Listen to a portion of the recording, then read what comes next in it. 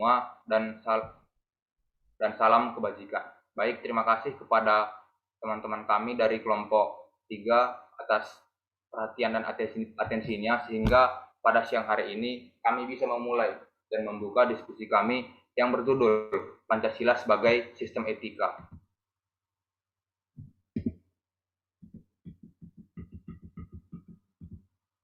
Adapun kami dari kelompok 4 berjumlah 8 orang, di mana terdiri dari Jericho Christian Putra Abadi Purba, Johannes Lenar Tambunan, Zevanya Bergita Berubarus, dan saya sendiri, Gere Anugrah Sembiring, Nindya Ranah Dwi Parini, Septian Aditya Marpaung, Nesa Evelina Sembiring, Ray Adiskus Hamonangan Silaban, dengan dosen pengampu Wisru Hafi, Esos MSI. Baik, adapun sub pokok bahasan pemaparan kami pada hari ini terdapat 8 sub pokok bahasan. Yang pertama mengenai pengertian etika, yang kedua aliran etika, yang ketiga etika Pancasila, yang keempat urgensi Pancasila sebagai sistem etika, dan yang kelima alasan diperlukannya Pancasila sebagai sistem etika, yang keenam sumber historis, sosiologis, politis tentang Pancasila sebagai sistem etika, dan yang ketujuh argumen tentang dinamika dan tantangan Pancasila sebagai sistem etika, dan yang ke-8 adalah esensi dan urgensi Pancasila sebagai sistem etika. Baik, untuk pengertian etika akan dijelaskan oleh rekan saya, Jevanya. Pada Jevanya dipersilahkan. Baik, sebelumnya terima kasih saya ucapkan kepada moderator atas kesempatannya, dan saya ucapkan terima kasih juga kepada tim penilai untuk presentasi kelompok kami kali ini. Baiklah, di sini saya akan memaparkan atau mempresentasikan tentang pengertian etika. Pengertian etika, istilah etika berasal dari kata ethos, dari bahasa Yunani yang artinya kebiasaan adat, watak, perasaan, sikap, dan cara berpikir. Secara etimologis, etika berarti ilmu tentang segala sesuatu yang biasa dilakukan atau ilmu tentang adat kebiasaan. Nah, dalam arti ini, etika ini berkaitan dengan kebiasaan adat untuk hidup yang baik dan tata cara hidup yang baik pada diri sendiri maupun pada masyarakat. Nah, kebiasaan baik hidup ini dianut dan diwarisi dari satu generasi ke generasi. Pengertian etika yang kedua, yaitu menurut KBBI, atau Kamus Besar Bahasa Indonesia, adalah ilmu tentang apa yang baik dan apa yang buruk, dan tentang hak dan kewajiban moral atau akhlak. Next.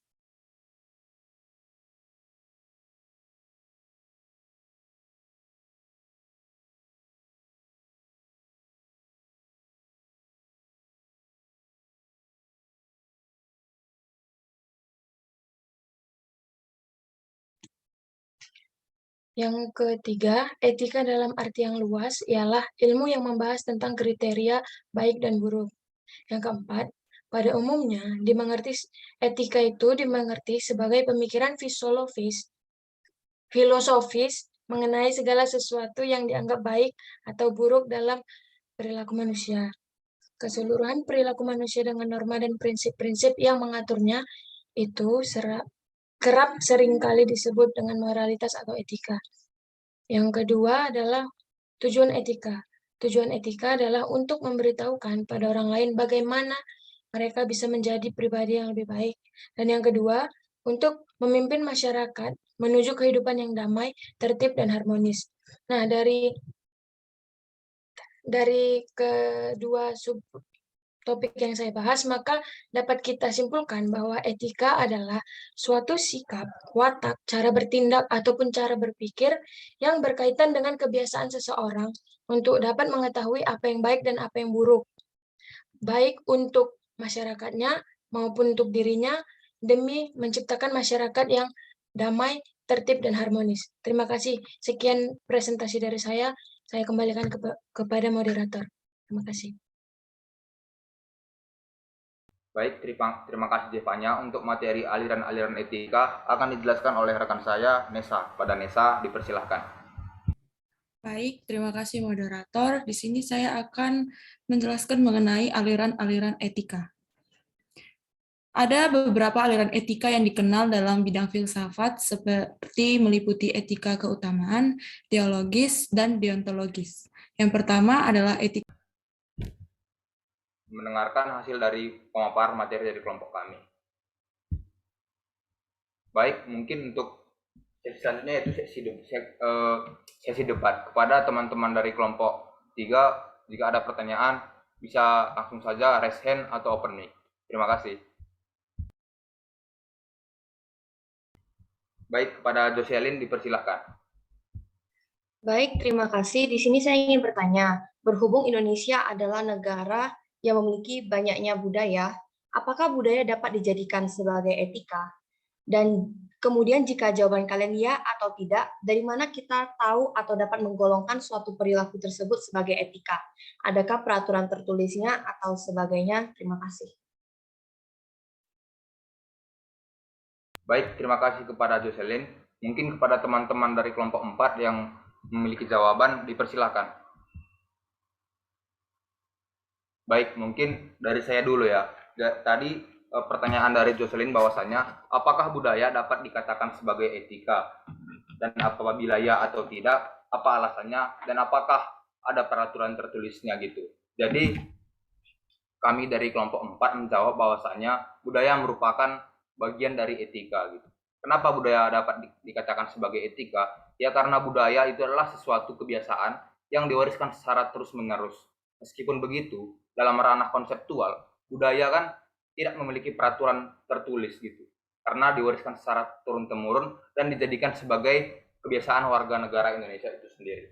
Contohnya seperti ini. Contohnya jika kita masalah hukum misalnya, masalah hukum kan ada namanya masyarakat adat gitu. Masyarakat adat ini tidak memiliki undang-undang atau mungkin hukum tertulis atau hukum positif, tetapi dalam kehidupan mereka sebagai masyarakat adat, mereka mempunyai rambu-rambu budaya yang mereka gunakan sebagai aturan dasar dalam kehidupan mereka, baik kehidupan bermasyarakat, berbangsa dan bernegara. Bisa dilihat dari contoh-contoh, karena saya anak hukum mungkin bisa saya jelaskan sedikit begini. Dalam tanah ada perbedaan antara tanah negara dan tanah adat. Tanah negara ini diakui dan disahkan melalui undang-undang yaitu hukum positif. Sedangkan tanah adat tidak memiliki sertifikat, tetapi dalam pasal 18B ayat 2 negara mengakui keberadaan masyarakat adat itu sendiri tanpa mereka memiliki sertifikat tanah itu sendiri misalnya. Jadi etika dari budaya bisa menjadi pedoman dasar dalam kehidupan bermasyarakat dan bernegara. Terima kasih. Izin menambahkan, saya Zevanya, dan saya juga setuju dengan apa yang dikatakan Greg, karena kita tahu bahwa budaya merupakan suatu dasar yang memang dibuat untuk membuat seseorang itu bisa teratur. Jadi sesuai dengan pengertian etika tadi, bahwa etika itu kebiasaan adat yang menunjukkan yang mengarahkan seseorang untuk dapat berbuat baik dan buruk, tahu apa yang baik dan buruk. Jadi kebudayaan juga termasuk dalam etika. Terima kasih. Baik, terima kasih Zivanya. Kepada Jocelyn, apakah sudah bisa diterima? Baik, jawabannya sudah bisa diterima. Terima kasih kepada kelompok penyaji.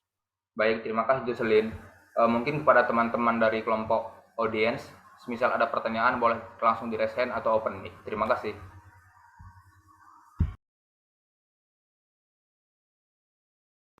Baik, kepada Justin Mindan dipersilahkan. Baik, terima kasih atas kesempatannya untuk bertanya. Yang saya ingin tanyakan, menurut kalian, jikalau ada perubahan dengan dasar negara kita ini, apakah tolak ukur etika di Indonesia juga berubah? Terus kalau menurut kalian ya, apa adakah di dalam dasar negara kita ini, Pancasila ini, yang ingin kalian ubah demi kepentingan bangsa? Terima kasih. Baik, terima kasih Justin. Mungkin kepada teman-teman dari kelompok 4 yang mau menjawab pertanyaan Justin, dipersilakan teman-teman.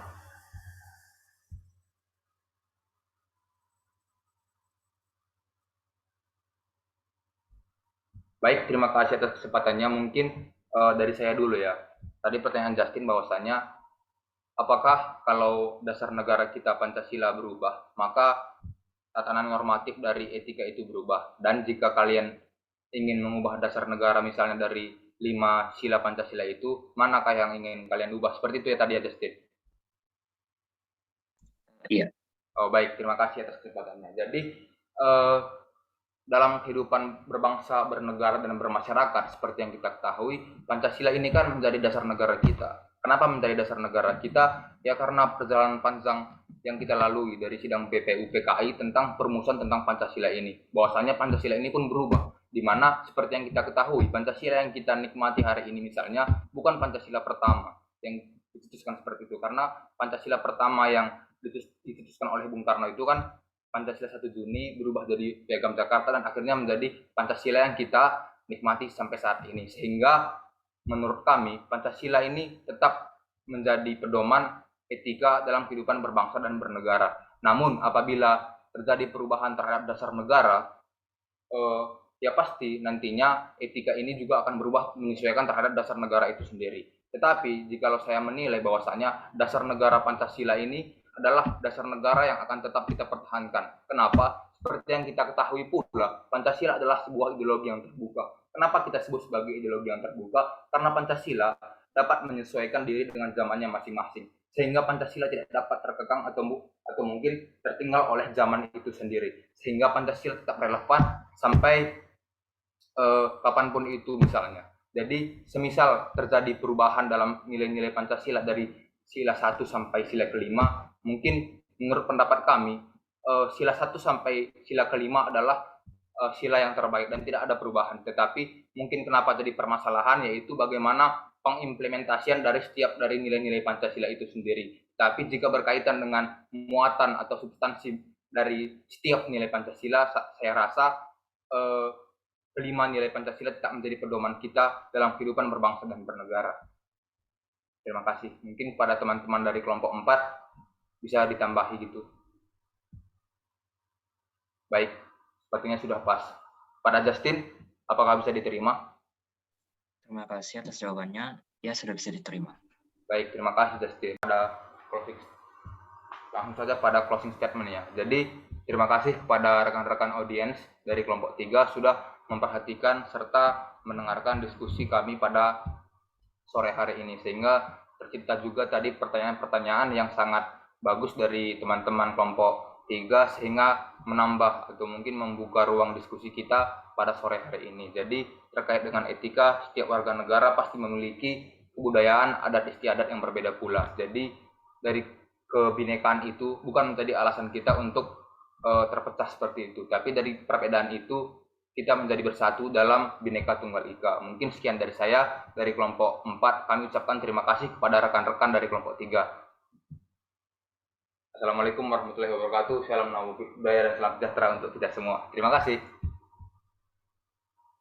Thank you. Terima kasih. Terima kasih.